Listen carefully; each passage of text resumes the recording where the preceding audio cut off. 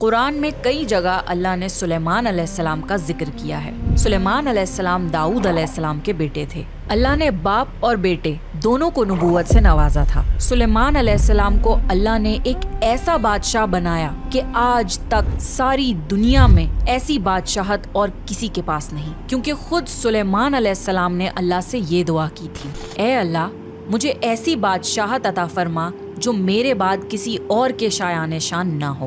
پھر اللہ نے ہوا کو سلیمان علیہ السلام کے کنٹرول میں دے دیا۔ سلیمان علیہ السلام جہاں چاہتے ہوا انہیں نرمی سے پہنچا دیا کرتی تھی۔ مہینوں کا سفر سلیمان علیہ السلام منٹوں میں طے کر لیا کرتے تھے۔ اور اللہ نے سلیمان علیہ السلام کو جنوں پر کنٹرول دے دیا۔ جن سلیمان علیہ السلام کے حکم سے بلند عمارتیں تعمیر کرتے تھے، دریا میں غوطہ لگا کر ان سے ہیرے، جواہرات اور موتی وغیرہ نکالتے تھے۔ جو عام کام انسانوں کی طاقت سے زیادہ ہوتے تھے، سلیمان علیہ السلام جنوں سے وہ کام لیا کرتے تھے۔ جو جن آپ کا کہنا نہیں مانتے تھے اور شرارتیں کر کے کاموں میں رکاوٹ ڈالتے تھے، آپ انہیں زنجیروں میں جکڑ کر قید خانے میں ڈال دیتے تھے۔ اور سلیمان علیہ السلام کی خاص صفتوں میں سے ایک صفت یہ تھی کہ وہ جانور اور پرندوں کی بولی کو سمجھ سکتے تھے۔ سورہ نمل میں اس کا ذکر آیا ہے۔ ایک دن سلیمان علیہ السلام کے سامنے ان کے تمام لشکر جنات، انسان اور پرندوں میں سے جمع کیے گئے۔ جب وہ چیٹیوں کے میدان میں پہنچے تو ایک چیٹی نے کہا، ہٹو، اپنے اپنے گھروں میں گھس جاؤ، ایسا نہ ہو کہ بے خبری میں سلیمان اور ان کا لشکر تمہیں روند ڈالے۔ اللہ نے ایک چھوٹی سی چیٹی کی یہ بات سلیمان علیہ السلام کو سنوا دی۔ اس بات پر سلیمان علیہ السلام مسکرا کر ہنس پڑے، کہنے لگے، اے پروردگار، تو مجھے توفیق دے کہ میں تیری ان نعمتوں کا شکر ادا کروں جو تو نے مجھ پر انعام کی ہیں، اور میں ایسے نیک عمل کرتا رہوں جس سے تو خوش رہے، اور مجھے اپنی رحمت سے نیک بندوں میں شامل فرما دے۔ اللہ تعالیٰ نے سلیمان علیہ السلام کو فیصلہ کرنے کی زبردست صلاحیت عطا فرمائی تھی۔ ایک بار دو عورتیں اپنا مقدمہ داؤد علیہ السلام کے پاس لائیں۔ دونوں کو اللہ نے ایک ایک اولاد دی تھی۔ ایک بھیڑیے نے حملہ کر کے بڑی عمر والی کا بچہ کھا لیا۔ عورت چالاک تھی، اس نے چھوٹی عمر والی کا بچہ چھین لیا، کہنے لگی یہ میرا بچہ ہے۔ داؤد علیہ السلام نے دیکھا بچہ بڑی عورت کے پاس ہے تو اس کے حق میں فیصلہ دے دیا۔ سلیمان علیہ السلام نے اجازت چاہتے ہوئے کہا، کیا میں اس مقدمے کا فیصلہ کر سکتا ہوں؟ داؤد علیہ السلام نے اجازت دے دی۔ پھر سلیمان علیہ السلام نے عورت سے کہا، بچہ مجھے دے دو۔ بچہ ہاتھ میں لے کر انہوں نے تلوار نکالی اور دونوں عورتوں سے فرمایا، میں اس کے 2 ٹکڑے کر کے تم دونوں میں برابر برابر تقسیم کرنے لگا ہوں۔ یہ سن کر بڑی عورت بولی،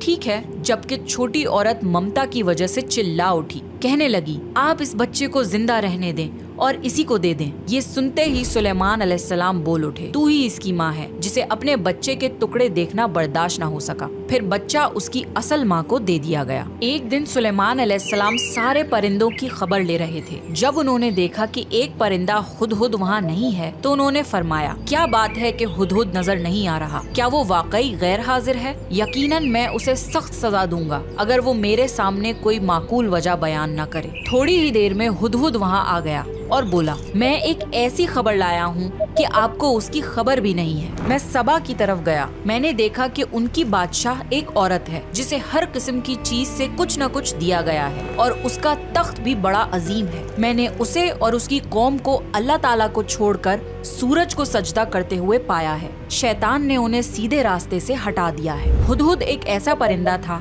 جو سوکھی زمین میں پانی والے حصوں کا پتہ لگا لیا کرتا تھا۔ سلیمان علیہ السلام کو بھی یہی ہدہد بتایا کرتا تھا کہ پانی کہاں ہے، پھر آپ جنات کے ذریعے وہاں سے پانی نکلواتے تھے۔ جب سلیمان علیہ السلام نے یہ اطلاع سنی تو وہ بہت حیران ہوئے۔ انہوں نے ہدہد سے کہا، ہم ابھی تمہاری بات کی تصدیق کر لیتے ہیں، میرے اس خط کو لے کر جاؤ اور انہیں دے دو، پھر ان کے پاس سے آنا اور دیکھنا کہ وہ کیا جواب دیتے ہیں۔ آپ نے ایک خط لکھ کر اسے دے دیا۔ ہدہد وہ خط لے کر خط ان کے سامنے گرا کر خود اڑ کر دیوار پر جا بیٹھا۔ خط دیکھ کر ملکہ بلقیس نے کہا، اے سرداروں، میری طرف ایک باوقت خط ڈالا گیا ہے جو سلیمان علیہ السلام کی طرف سے ہے، اور جو بخشش کرنے والے مہربان اللہ کے نام سے شروع ہوتا ہے۔ اس میں یہ لکھا ہے کہ تم سرکشی نہ کرو اور مسلمان بن کر میرے پاس آ جاؤ۔ ملکہ بلقیس نے کہا، اے میرے سرداروں، تم میرے اس معاملے میں مجھے مشورہ دو، میں کسی چیز کا فیصلہ تمہاری رائے کے بغیر نہیں کرتی۔ سب نے جواب دیا، ہم طاقت اور قوت والے ہیں، سخت لڑنے والے ہیں، آگے آپ کو اختیار ہے،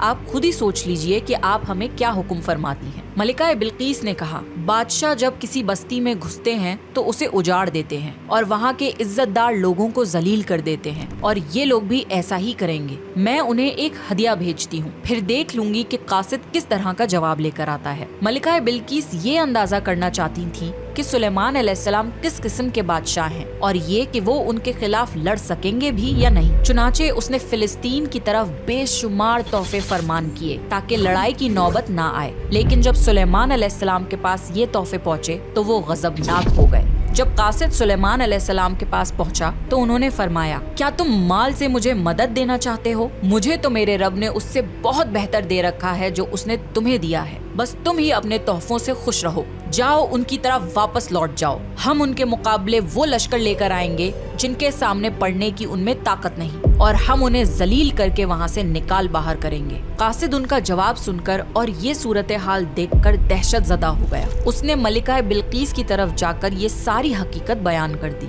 मलिका बिल्कीस ने सुलेमान अलैहिस्सलाम को पैगाम भिजवाया कि हम इस्लाम कबूल करने के लिए तैयार हैं। जब ये पैगाम सुलेमान अलैहिस्सलाम तक पहुँचा तो आप अपने दरबारियों की तरफ मुतवज्जे हुए और फरमाया, ए सरदारों, तुम में से कोई है जो मलिका बिल्कीस के यहाँ पहुँचने से पहले उनका तख्त यहाँ ला दे? एक जिन ने कहा, आप अपनी मजलिस से उठें, इससे पहले ही मैं उनका तख्त आपके पास ला देता हूँ। एक शख्स जिसके पास किताब का इल्म था वो बोला, आप पलक झपकाएं, इससे पहले मैं उनका तख्त आपके पास पहुँचा सकता हूँ। और उसने फौरन मलिका बिल्कीस का तख्त सुलेमान अलैहिस्सलाम के सामने लाकर रख दिया। जब सुलेमान अलैहिस्सलाम ने तख्त को अपने सामने पाया तो उन्होंने फरमाया, ये मेरे रब का फजल है ताकि वो मुझे आजमाए कि मैं शुक्रगुजारी करता हूँ या नाशुक्री करता हूँ। जो शुक्रगुजारी करे वो अपने ही नफा के लिए शुक्रगुजार है, और जो नाशुक्री करे तो मेरा परवरदिगार बेपरवाह है और करम करने वाला है। फिर सुलेमान अलैहिस्सलाम ने उस तख्त में तब्दीली का हुक्म दिया। उस तख्त में से हीरे जवाहरात निकाल दिए गए और दूसरी जगह पर लगा दिए गए ताकि उसकी सूरत बदल जाए। फिर जब मलिका बिल्कीस वहाँ आ गई तो उनसे पूछा गया, क्या आपका तख्त भी ऐसा ही है?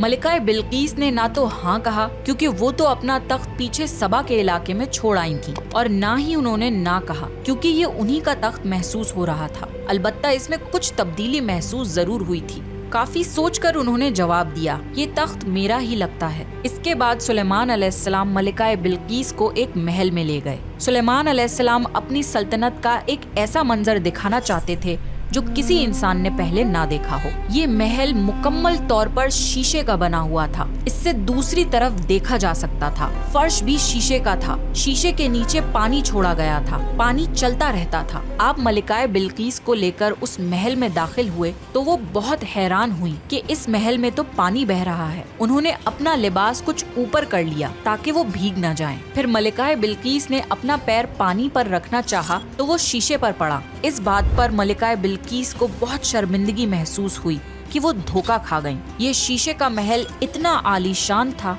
कि इसे जिनों के जरिए बनाया गया था। सुलेमान अलैहिस्सलाम ने फरमाया, ये ऐसा महल है जिसमें नीचे भी शीशे जड़े हुए हैं। ये अजीम सल्तनत देखकर वो जान गईं कि सुलेमान अलैहिस्सलाम सिर्फ बादशाह ही नहीं हैं बल्कि अल्लाह के नबी भी हैं। सुलेमान अलैहिस्सलाम ने मलिका बिल्कीस को ऐसे मौजज़ात इसलिए दिखाए ताकि उन्हें यकीन हो जाए कि अगर दुनिया की सल्तनत इतनी बेहतरीन हो सकती है तो अल्लाह कैसा बादशाह होगा। अल्लाह के सामने सूरज तो कुछ भी नहीं जिसकी वो इबादत किया करती थी। मलिका बिल्कीस कहने लगी, ऐ मेरे परवरदिगार, मैंने अपनी जान पर जुल्म किया। अब मैं सुलेमान अलैहिस्सलाम के साथ अल्लाह की फरमाबरदार बंदी हूँ। मलिका बिल्कीस के साथ साथ उनकी पूरी कौम ईमान ले आई। सुलेमान अलैहिस्सलाम का सबसे बड़ा कारनामा ये है कि सुलेमान अलैहिस्सलाम ने मस्जिदुल अक्सा तामीर करवाई। इसकी पहली तामीर याकूब अलैहिस्सलाम ने करवाई थी, लेकिन जब बुख्ते नुसर ने अपना कब्जा जमा लिया तो उसने मस्जिदुल अक्सा तोड़ दी थी। लेकिन जब सुलेमान अलैहिस्सलाम को अल्लाह ताला ने बादशाहत अता की तो उन्होंने मस्जिदुल अक्सा की तामीर शुरू करवा दी। इसके साथ साथ उन्होंने हैकल सुलेमानी भी तामीर करवाया। यहूद आज तक इसको मुकद्दस समझते हैं। ये हैकल सुलेमानी मस्जिदुल अक्सा के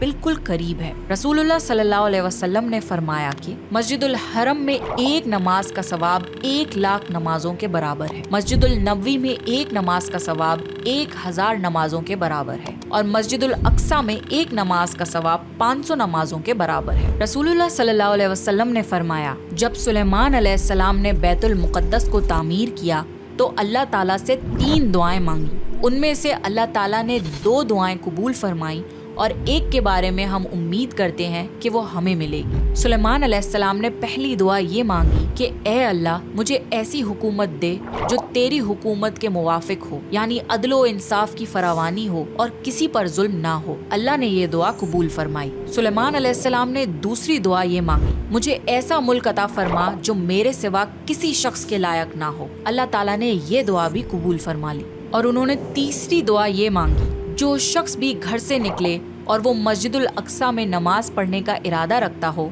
तो वो अपने गुनाहों से इस तरह निकल जाए जिस तरह पैदाइश के दिन था। इस तीसरी दुआ के मुतालिक रसूलुल्लाह सल्लल्लाहु अलैहि वसल्लम ने फरमाया कि उम्मीद है ये दुआ अल्लाह ने हमारी उम्मत के लिए रख ली हो। अल्लाह ताला ने सुलेमान अलैहिस्सलाम को बेहतरीन बादशाहत और बेशुमार ताकत अता फरमाई थी, लेकिन इसके बावजूद वो थे तो इंसान ही।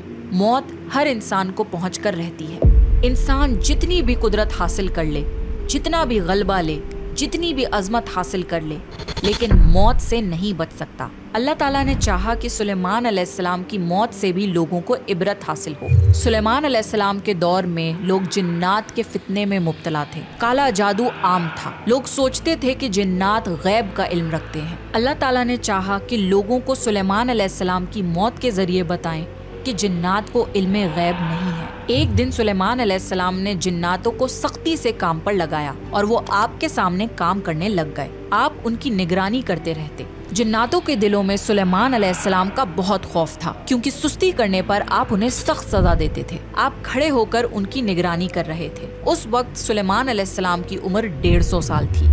जिन्नात बैतुल मुक़द्दस की तामीर में मसरूफ थे। ऐसे में आपने अपना असा पकड़ा और उस पर अपनी हथेलियां टिका दी, फिर हथेलियों पर अपना सर रख दिया। इस तरह उनकी निगरानी करते रहे और इसी हालत में अल्लाह ताला ने आपकी रूह कब्ज कर ली। सुलेमान अलैहिस्सलाम की आंखें खुली रह गईं। उधर जिन मुसलसल काम करते रहे। वो यही ख्याल कर रहे थे कि सुलेमान अलैहिस्सलाम जिंदा हैं और उन्हें देख रहे हैं। सुलेमान अलैहिस्सलाम का खलीफा आया तो वो जान गया कि आप इंतकाल कर गए हैं, लेकिन उसने भी जिन्नात पर ये बात जाहिर नहीं की। इस तरह 2 साल गुजर गए।